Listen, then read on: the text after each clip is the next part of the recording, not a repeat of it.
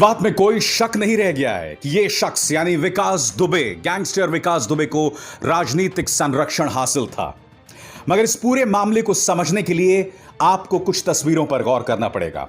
आपके सामने अनंत देव तिवारी, ये वो शख्स है जो उस स्पेशल टास्क फोर्स का मुखिया है जो कि विकास दुबे मामले की जांच करेंगे और इस पर पड़ताल करेंगे। मगर उससे पहले आपको इस खत पर गौर करना पड़ेगा जो लिखा था स्वर्गीय देवेंद्र मिश्रा। वो देवेंद्र मिश्रा, वो पुलिसकर्मी जिसे विकास दुबे ने बेरहमी से मौत के घाट उतार दिया था। देवेंद्र मिश्रा ने थाना अध्यक्ष विनय कुमार तिवारी के चाल चलन पर सवाल उठाया था और अनंत देव तिवारी को एक खत भी लिखा था। मगर ऐसा लगता है कि अनंत देव तिवारी ने उस पर कोई कार्रवाई नहीं किया। नतीजा आपके सामने है। खत में उन्होंने लिखा था, इस प्रकार ऐसे दबंग कुख्यात अपराधी के विरुद्ध थाना अध्यक्ष द्वारा सहानुभूति बरतना और अब तक कार्रवाई न करना श्री विनय कुमार तिवारी की सत्यनिष्ठा पूर्णतः संदिग्ध है। अन्य माध्यम से भी जानकारी हुई है कि श्री विनय कुमार तिवारी का पूर्व से विकास दुबे के पास आना जाना और वार्ता करना बना हुआ था। यदि थाना अध्यक्ष ने अपनी कार्यप्रणाली में परिवर्तन ना किया तो गंभीर घटना घटित हो सकती है। थाना अध्यक्ष श्री विनय कुमार तिवारी के विरुद्ध उपरोक्त अभियोग में 386 धारा हटवाने और अब तक कोई भी कार्रवाई न करने के संबंध में कार्रवाई किए जाने की संस्तुति की जाती है। यानी कि यह शख्स देवेंद्र मिश्रा इस बात की चेतावनी दे चुके थे कि कोई बहुत बड़ी गंभीर घटना हो सकती थी और नतीजा आपके सामने है। थाने से किसी ने विनय दुबे को वक्त में चेताया, नतीजा 8 पुलिस कर्मियों की शहादत। और अब यह बात भी सामने उभर कर आ रही है कि अनंत देव तिवारी ने उनके खत पर कोई कार्रवाई नहीं की थी। बड़ा प्रश्न यहां पर कि क्या गैंगस्टर विकास दुबे को राजनीतिक संरक्षण हासिल था?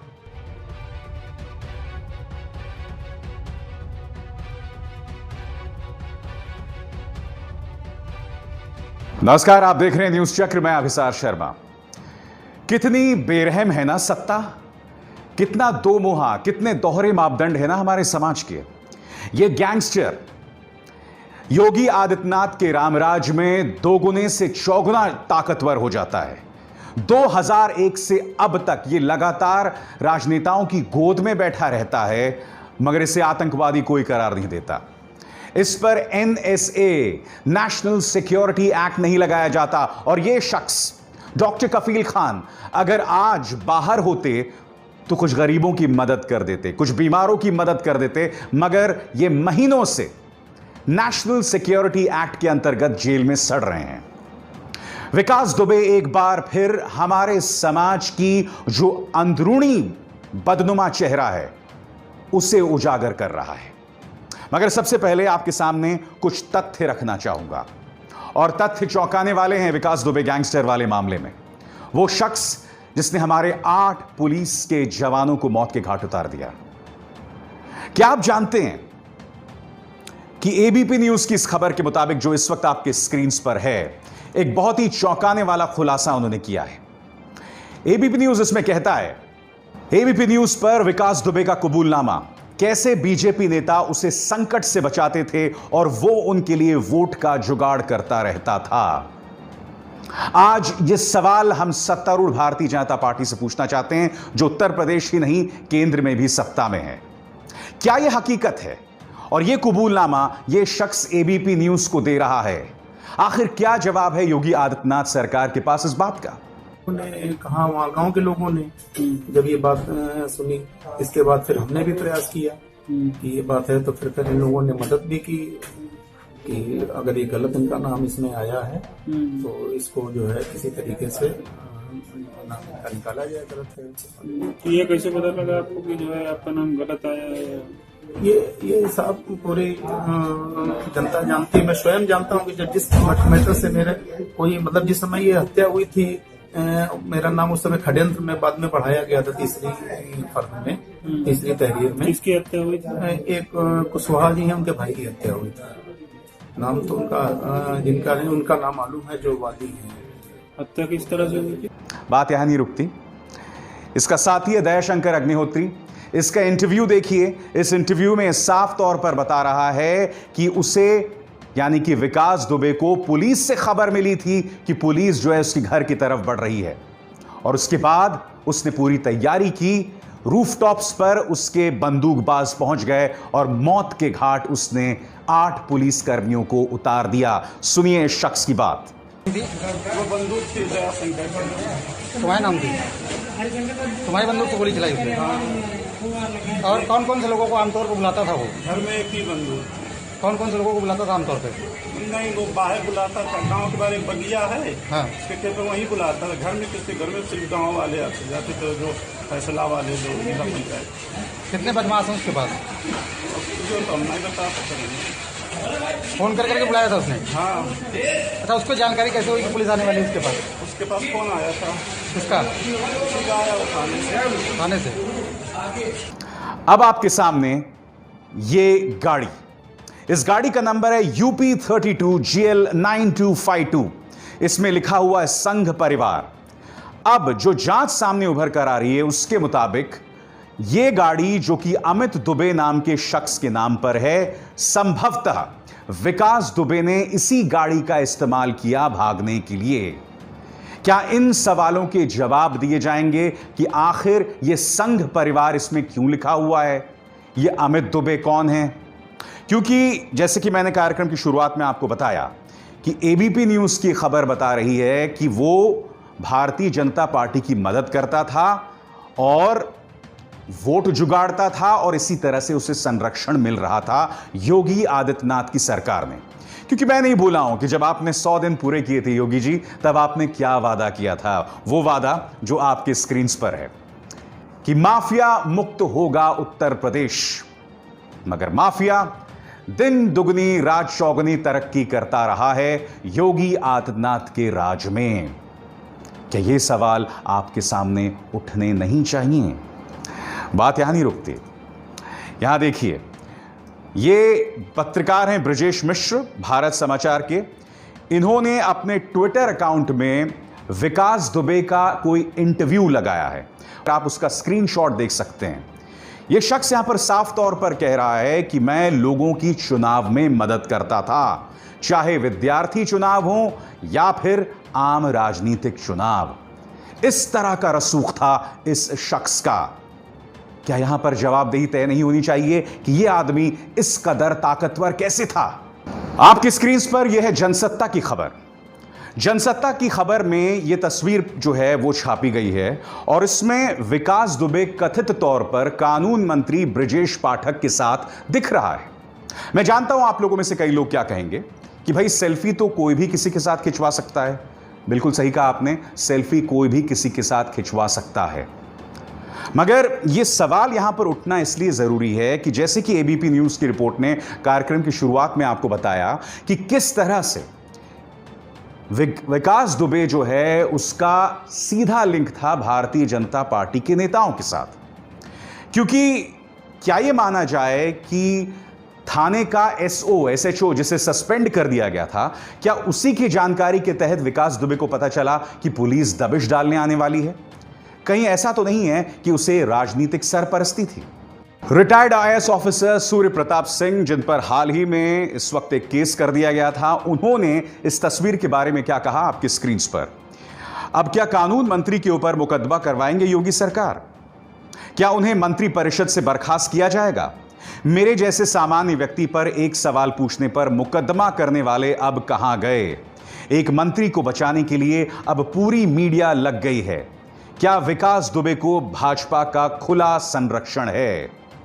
सूर्य प्रताप सिंह यहां पर कड़े तेवर अपनाते हुए क्या इस सवाल का जवाब नहीं दिया जाना चाहिए? बात यहां नहीं रुकती है। आपके सामने मैं दिखाने वाला हूं दैनिक जागरण की खबर, और इस खबर का शीर्षक बहुत ही सनसनीखेज है। यह खबर यह बोलती है कि थानेदार को पीटकर 24 घंटे पहले ही दे दी थी चुनौती विकास दुबे ने। 1 जुलाई को शिकायतकर्ता को पीटा था।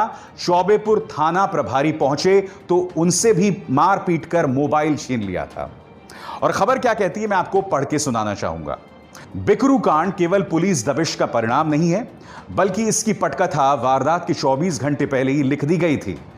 विकास दुबे ने खुली चुनौती देते हुए एक दिन पहले पुलिस के सामने न केवल शिकायतकर्ता मोहिनी नेवादा निवासी राहुल तिवारी को पीटा था, बल्कि चौबेपुर थाना प्रभारी विनय कुमार ने विरोध की कोशिश की तो उनसे भी मारपीट कर मोबाइल छीन लिया गया था। थाना प्रभारी ये बात छिपा गए, लेकिन घटनाक्रम कुछ यूं घूमा कि पुलिस दूसरे दिन विकास के घर दबिश देने पहुंच गई और विकास के गुर्गे बिना सुरक्षा इंतजामों के पहुंची पुलिस टीम पर टूट पड़े और नतीजा आप जानते हैं। आज ये सवाल पूछना पड़ेगा कि जिस शख्स ने साल 2001 में भारतीय जनता पार्टी के एक राज्य मंत्री संतोष शुक्ला की हत्या की, उस पर योगी आदित्यनाथ के कार्यकाल के शुरू से ही दबिश क्यों नहीं डाली गई? शुरू से ही इस पर कड़ी कार्रवाई क्यों नहीं की गई? आखिर शुरू से ही विकास दुबे इस तरह से फल फूल क्यों रहा था? क्या इन सवालों के जवाब नहीं दिए जाने चाहिए? इसके लिए मैं आपको लेकर चलना चाहूंगा साल 2001। आपके सामने यह खबर है अमर उजाला की, और यह खबर क्या कहती है मैं आपको पढ़ के सुनाना चाहूंगा। इसका शीर्षक है, भाजपा की गुटबाजी ने और बढ़ाया विकास दुबे को। यानी कि विकास दुबे की ताकत इसलिए बढ़ी क्योंकि भारतीय जनता पार्टी दो खेमों में बटा हुआ था। एक खेमा विकास दुबे का इस्तेमाल कर रहा था दूसरे खेमे के कार्यकर्ताओं को मारने के लिए। अब मैं आपको यह खबर का एक छोटा सा हिस्सा पढ़ के सुनाना चाहूंगा। पिछले एक साल में संगठन के आधा दर्जन नेताओं कार्यकर्ताओं की बेरहमी से की गई हत्याओं के अलावा पुलिस और जिला प्रशासन द्वारा उत्पीड़न की अनगिनत वारदातों ने कार्यकर्ताओं का संगठन के ऊपर से विश्वास उठा दिया है।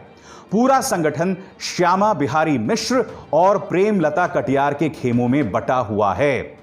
विकास दुबे को भाजपाइयों पर कहर ढाने में भी पर्दे के पीछे भाजपा के बड़े नेताओं का ही हाथ है। सुना आपने? विकास दुबे के पीछे भाजपा के बड़े नेताओं का हाथ है। और ये बड़े नेता कौन हैं? इस खबर के मुताबिक प्रेमलता कटियार के बेटे की चुनाव में जीतने में मदद किसी और ने नहीं बल्कि इस गैंगस्टर विकास दुबे ने की थी। मगर हम कैसे भूल सकते हैं कि 2001 में किस तरह से भारतीय जनता पार्टी के एक नेता की निर्मम हत्या, वो भी थाने के अंदर पहुंच के 25 प्रत्यक्ष गवाहों की मौजूदगी में इसने हत्या कर दी थी और बाद में उससे वो बरी हो जाता है, क्योंकि जो 25 के 25 गवाह हैं वो पलट जाते हैं। मगर सवाल यह भी किया जा सकता है कि ऐसा गैंगस्टर इतने सालों तक जिंदा कैसे रहा? इस सवाल का जवाब आपको मिलेगा इस तस्वीर के साथ। यहां पर आप देख सकते हैं कि विकास दुबे की जो पत्नी है वो एक चुनाव लड़ रही हैं जिला पंचायत की, और यहां पर आप देख सकते हैं कि वो किसकी टिकट पर ये चुनाव लड़ रहे हैं या किसके समर्थन से वो चुनाव लड़ रहे हैं। साफ तौर पर यहां आप समाजवादी पार्टी नेता मुलायम सिंह यादव को देख सकते हैं और साथ ही पूर्व मुख्यमंत्री अखिलेश यादव को भी देख सकते हैं। यानी कि इस शख्स को पता था किस तरह से सरवाइव करना है, किस तरह से बचे रहना है। मगर भारतीय जनता पार्टी का अपराध इसलिए अक्षम्य है, उनकी भूल इसलिए ना काबिले माफी है क्योंकि इस शख्स ने भारतीय जनता पार्टी के एक नेता को मौत के घाट उतार दिया था साल 2001 में। और पिछले 3 सालों में हमें वादा किया था कि प्रदेश जो है वो माफिया मुक्त हो जाएगा। माफिया तो मारे जाते रहे, मगर ऐसा लग रहा है कि जो सत्ता समर्थक माफिया थे उन्हें नजरअंदाज कर दिया गया। आज मैं आपको दास्तान सुनाना चाहूंगा इस शख्स की। इसका नाम जानते हैं क्या है? इसका नाम है श्री प्रकाश शुक्ला, उत्तर प्रदेश के गैंगस्टर इतिहास का सबसे खूंखार गैंगस्टर। इस शख्स को हर तरफ से राजनीतिक सरपरस्ती मिलती रही। जब इसे भागना होता था एक राज्य से दूसरे राज्य तो सिर्फ ये एक फोन खंगालता था, खड़खड़ाता था और आसानी से दूसरे राज्य की पुलिस उसे राज्य में प्रवेश करने देती थी। क्यों? क्योंकि तमाम राजनेताओं की नब्ज उसके हाथ में थी। तमाम राजनेताओं के गंदे काम ये शख्स श्री प्रकाश शुक्ल करता था। यह आदमी इस कदर ताकत में अंधा हो गया था कि वो लोगों को बेरहमी से मार देता था। बिहार में जाकर उसने वहां के एक मंत्री को भी मौत के घाट उतार दिया था। उसी तरह से लखनऊ में दिन दहाड़े उसने राजनेताओं को मौत के घाट उतार दिया, और उसने अति तब कर दी जब उसने इस शख्स यानी कि उत्तर प्रदेश के पूर्व मुख्यमंत्री कल्याण सिंह तक की सुपारी ले ली। बताया जाता है कि उसने करीब 6 करोड़ में पूर्व मुख्यमंत्री कल्याण सिंह की सुपारी ली थी। उस मामले को दबा क्यों दिया गया? क्या पुलिस अगर थोड़ी तहकीकात करती तो क्या जड़ तक नहीं पहुंच सकती थी? क्योंकि मामला प्रदेश के मुख्यमंत्री का था, तो आखिर क्यों खामोशी साध गई भारतीय जनता पार्टी? आप जानते हैं, कुछ पत्रकारों के व्हाट्सएप ग्रुप्स में मैंने एक चर्चा देखी। कुछ लोग अप्रत्यक्ष तौर पर विकास दुबे का समर्थन इस तरह से कर रहे थे। वो ये कह रहे थे कि क्या जरूरत थी उनके बंगले को तोड़ने की, क्योंकि विकास दुबे के माता पिता तो गैंगस्टर नहीं है, तो क्या जरूरत थी आपके बंगले को तोड़ने की, बताइए। वो ये भी कह रहे थे कि विकास दुबे की जाति को सामने लाने की क्या जरूरत है। ये वही लोग हैं जो भूल जाते हैं कि तुम किस तरह से तबलीगी जमात के बहाने पूरी मुस्लिम कौम को टारगेट करते हो, पूरी मुस्लिम कौम को बॉयकॉट करने की मांग करते हो। और आप जानते हैं, विकास दुबे मामले में भी 2 रसूख वाली जातियों जो कि फॉरवर्ड कास्ट्स हैं, उन दोनों में द्वंद्व शुरू हो गया है। दोनों में व्हाट्सएप ग्रुप्स में आप देखिए, फेसबुक में देखिए, आपस में बहस शुरू हो गई है।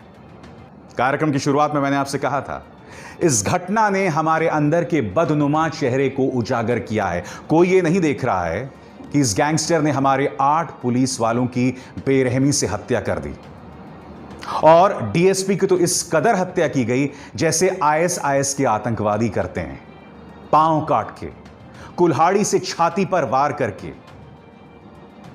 मगर कुछ ऐसे लोग हैं जो विकास दुबे के साथ हमदर्दी रखते हैं, मगर फिर किसी एक आतंकवादी के चलते या किसी एक अपराधी के चलते फिर ये पूरी मुस्लिम कौम को बदनाम करते हैं। मुझे खुशी है कि चाहे कोरोना संकट हो, चाहे चीन ने जिस तरह से हमारी जमीन पर कब्जा कर लिया हो, या फिर ये विकास दुबे प्रकरण, इस सब ने हमें बताया है कि हम भारतीय अंदर से किस कदर बदसूरत हैं। ये सब हमको आईना दिखा रहा है। इस आईने को देख के हम खुद में सुधार कर सकते हैं, यकीनन सुधार कर सकते हैं, मगर मुझे बहुत ज्यादा उम्मीद आप लोगों से नहीं है। न्यूज चक्र में बस इतना ही। मेरी आप सबसे अपील कि इस कार्यक्रम को न सिर्फ लाइक और शेयर करें, बल्कि बेल आइकन को दबाएं, ताकि जैसे ही मेरा कोई शो आए सीधे आपके मोबाइल फोन्स तक पहुंच जाए। अभिसार शर्मा को दीजिए इजाजत। नमस्कार।